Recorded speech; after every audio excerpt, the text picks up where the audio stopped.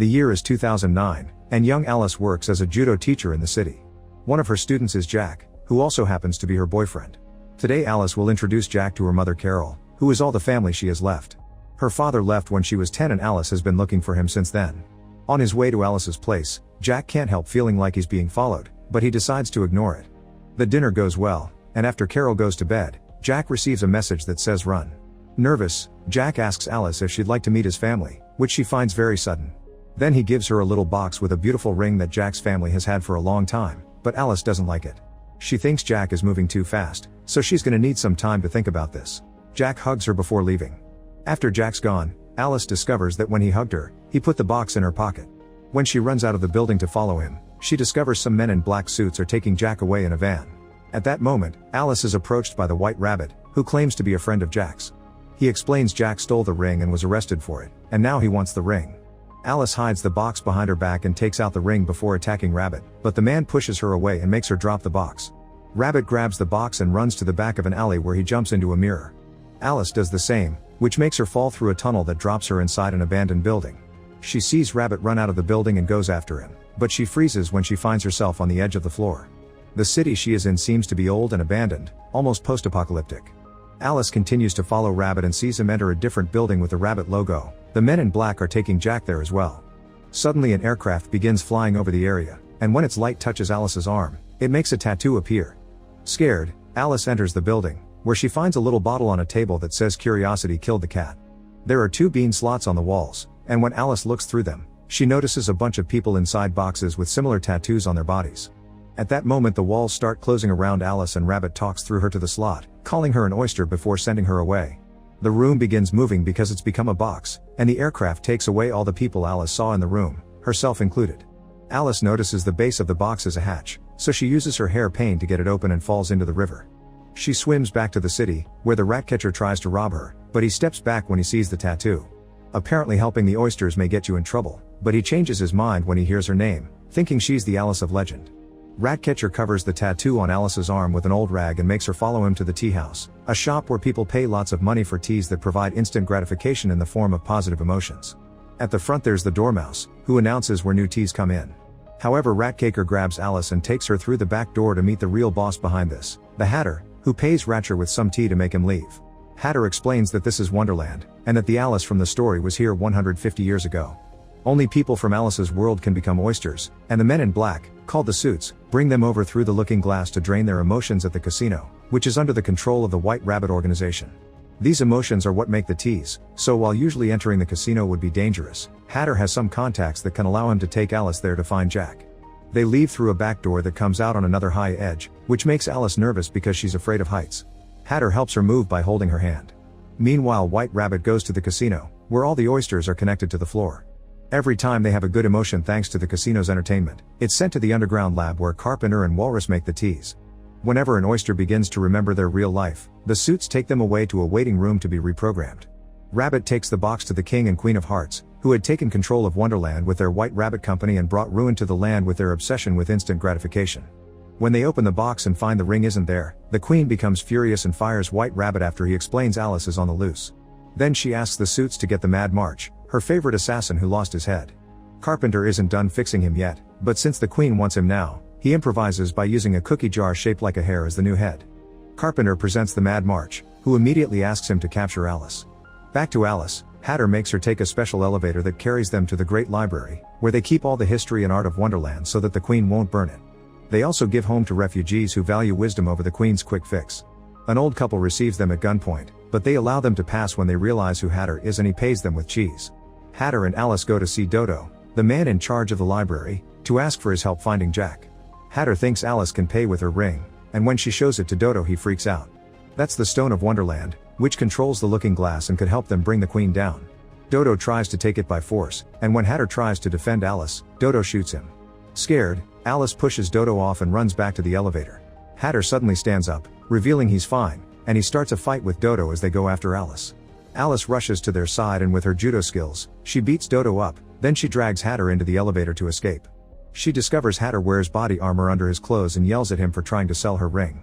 Hatter wants to send Alice back to her world through the mirror, but Alice still wants to save Jack and perhaps buy his freedom with the ring. They try to return to the tea house only to find Mad March and the suits there, who immediately begin chasing them. Hatter takes Alice to the river and they escape on a boat. Once they're far enough, Hatter confesses that now his shop has been ransacked, he's homeless and wants to leave for her world. Suddenly an aircraft begins following them, thus Hatter stops at the nearest shore and hides the boat under plants. Hatter wants to lead their pursuers into a trap, so he runs through the woods to get the attention of a Jabberwock. When the beast shows up, Hatter and Alia begin running and accidentally fall into a trap full of spikes. The Jabberwock tries to eat them but it can't get close enough because of those spikes, thus it leaves. A moment later, a man shows up to insult them. It's Charlie the White Knight, who put up that trap to catch the Jabberwock. However, Charlie becomes more friendly when he hears Alice's name and sees the ring. While the Mad March begins tracking them through the forest, Charlie takes Hatter and Alice to the old kingdom of knights. Nowadays it's abandoned because the queen wiped off all the knights years ago, and Charlie is the only one left. He still takes care of the throne with the skeleton of the old king. Seeing all this makes Hatter change his mind. He'll help Alice go home but he won't leave with her because he must fight for his home. The next morning, Alice is shocked to find her cat Dinah, who died when she was 10. Dinah begins running, and Alice follows her to find a door on an old tree stump. When she enters it, Dinah smiles at her with a creepy grin and the door closes. Then Alice discovers she's become her younger self and the room became her old house. Alice begins looking for her father and finds the original Wonderland book on the floor before waking up, finding herself on the tree where she fell asleep last night. Moments later, Hatter and Charlie wake up to find Alice gone, so they go looking for her. Meanwhile, Alice walks into an open area on purpose in order for Mad March to catch her. They take her to see the queen and Alice explains she's hidden the ring, but she'll give it to the queen if she frees Jack and sends them both home. The queen calls for Jack, and when he shows up, Alice is shocked to discover Jack is the queen's son. Jack says that Alice means nothing to her and that she stole the ring. Even worse, in this world Jack has a fiancée known as the Duchess, who comes to meet Alice too and immediately gets jealous. Jack takes Alice to the side and apologizes for everything before putting something in her hands and kissing her temple to whisper he's here. Then Jack leaves, and when the Duchess shows her jealousy, he asks her to get him out of here. Duchess refuses to help him leave, but she takes him to their room to make him drink honesty tea. Jack mentions he needed Alice, but when the Duchess is about to ask what for, she's called by the Queen, who is furious because she doesn't have the intel yet. If the Duchess wants to stay, she has until morning to make Jack talk. In the meantime, Alice opens her hands and discovers that Jack gave her her dad's watch. The suits take Alice to the truth room, handled by the twin doctors. The twins hypnotize Alice to make her think she's a kid at home again and they guide her through the illusion, which causes her to find a pig in her dad's studio. Then they make the floor disappear and leave Alice hanging on a wooden plank, which is slowly disappearing too. Alice's fear of heights makes her accept to share the location of the ring, but she asks for some paper to draw a map. Outside the casino, Hatter and Charlie are pretending to be entertainers asking for a job, but the guard doesn't believe them so Hatter knocks him out. Then Charlie uses his mystical powers to find the truth room, and with the door open, Alice jumps over the hole and is safely caught by Hatter. As suits begin chasing them, the trio runs to the elevator and reaches the roof, where there are more agents waiting for them. Charlie isn't a good fighter, but Hatter and Alice manage to beat them up. There are more coming though, thus they take the flamingo hovercrafts to escape. Alice is terrified, but Hatter makes her ride with him. As they fly away, Jack sees them through the window. The suits have hovercrafts too and go after the trio, shooting at their rides to make them fall in the water. Back in the casino, Jack pretends to be unconscious, and when a guard and Duchess find him, he knocks out the guard and ties up the Duchess in order to escape. The twins take the map to the Queen and she reads it to find an address on Earth. The guards also bring the news of Jack's escape, so the king sends everyone available to find both Alice and Jack. Moments later, Alice and Hatter reach a beach and begin looking for Charlie, who got separated by the current. Alice tells Hatter that Jack isn't actually bad and something fishy is going on, because thanks to him she knows her dad is here in Wonderland. However, Hatter thinks Jack's lying to set up a trap. After they bump into Charlie, Alice admits she wants to go back to the casino, but Hatter wants her to help the resistance. Dodo had been bad but he's only a sub-boss. The real head of the organization is Caterpillar, who will help for sure. Alice decides to give them a chance, so Hatter takes the boat back to the city to send a message. He finds Dormouse and asks him to get in contact with Caterpillar, saying they're ready to make a deal. Back in the forest, Alice and Charlie make camp. Charlie praises Alice for how brave she's been and confesses he's only alive because when the Queen showed up to kill the knights, he had only been a squire and he ran away to hide. The next day he took the White Knight's armor and wished for a second chance, which he thinks is Alice's mission. Moments later, Hatter comes back and tells Alice Caterpillar will soon send an agent to meet with them. The two of them have a sweet moment together, and when they're about to kiss, they're interrupted by Jack. It turns out Jack has been working undercover for the resistance all along because he also hates what the Queen's doing to Wonderland. He stole the ring from his mother to instigate a coup, but it didn't work out, and he lied in front of the Queen to protect Alice. He's the agent Caterpillar sent and he can take Alice to see her dad, So Alice finally reveals she left the ring in the hand of the Skeleton King. After taking the ring, Jack wants to take Alice away, but he refuses to bring Hatter too, but Hatter doesn't want to come anyway. After riding for a while, Alice and Jack stop to rest, and Alice asks about the Duchess. Jack explains he feels nothing for her, she's just his mother's pawn to control him. He also swears his heart belongs to Alice. Then Jack urges Alice to keep going because he heard something. It turns out Hatter and Charlie are following them in secret. Once they reach the city, Jack and Alice enter the Hospital of Dreams, where they finally meet with Caterpillar. He explains how the emotions of oysters greatly hurt Wonderland, showing her some examples of people who couldn't handle the mix of good and bad feelings. They need to send all the oysters back to Earth, and the only one that can do it is Alice's dad. Unfortunately, he's currently an amnesiac, that's why Jack went looking for Alice. The Resistance thinks she can make her dad see reason. Now Alice thinks her relationship with Jack had been a lie, but she still wants to see her dad. Caterpillar reveals his agents managed to find him, and when he presses a button, Alice's dad shows up. It turns out he's the carpenter. He doesn't remember Alice, he only remembers fake memories the Queen put in him to make him work under her command. This makes Alice cry, which causes Carpenter to call her Jellybean, her childhood nickname. Feeling some hope, Alice shares childhood anecdotes while putting the watch on Carpenter's wrist, but at that moment, Mad March and the suits show up. Caterpillar disappears by eating a mushroom, but everyone else gets arrested. When they leave the building, they're seen by Hatter and Charlie. Hatter wants to help and asks Charlie to join him in a surprise attack, but Charlie gets scared and runs away, leaving Hatter to get arrested as well. Moments later, the Queen receives the ring and is told about Jack's plan. To be sure she won't be betrayed again, the Queen tells Carpenter that she'll kill Alice, but Carpenter doesn't care, which hurts Alice deeply. Seeing he doesn't remember anything, the Queen sends Carpenter back to his lab. Jack asks the Queen to let Alice return to her world, pointing out that if she gets killed the shock may awaken Carpenter's memories. The King doesn't like it, but Queen accepts. Alice will be thrown in the mirror and Jack will be punished with death. Meanwhile, Charlie is overwhelmed with guilt, but seeing the skeleton of his king inspires him with a plan.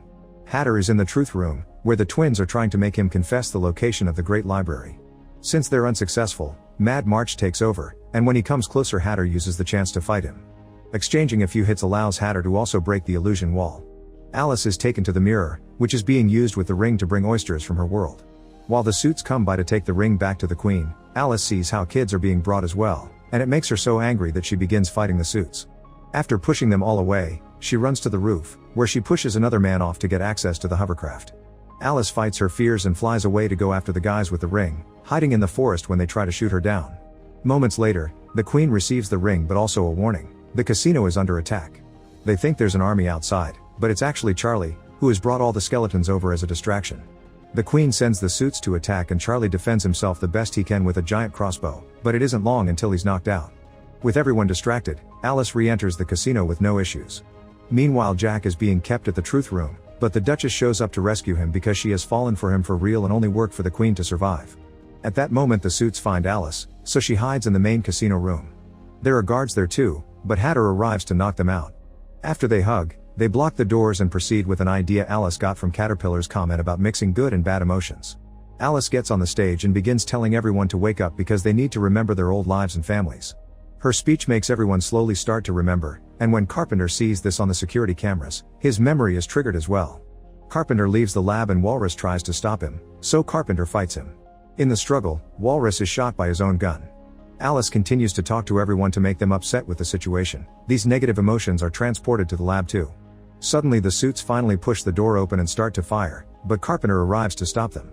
Alice doesn't trust him, thus Carpenter begins sharing some of their memories together and convinces her he's fine now. Father and daughter reunite with a hug, but at that moment, Walrus reveals he's alive and comes to shoot Alice. Carpenter sees him and gets in the way of the bullet to save his daughter. Hatter shoots Walrus before he can try again, and all this death causes the lab to start shaking the entire building. The oysters run away, and Carpenter says goodbye to Alice so that Hatter can drag her away too. The Queen wants to evacuate too, but the King decides to stay because he's tired of working hard for her when she'll never return his love. Duchess and Jack manage to run outside too, and when Charlie wakes up, he shoots one last arrow. When the building finally explodes, he thinks he hit it. The Queen tries to order his men to catch Alice, but Alice points out she doesn't have power anymore, and nobody listens to her anymore. Then Alice asks for the ring, and Hatter threatens to cut it off if necessary.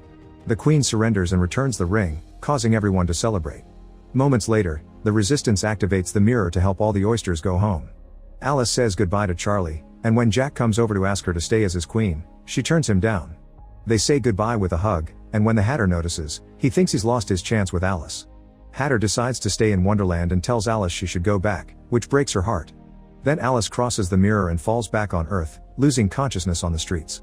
When she wakes up, she's in the hospital with Carol and learns she was only missing for an hour. When they return home, Alice throws away all the tools she had been using to look for her dad, since she doesn't need them anymore.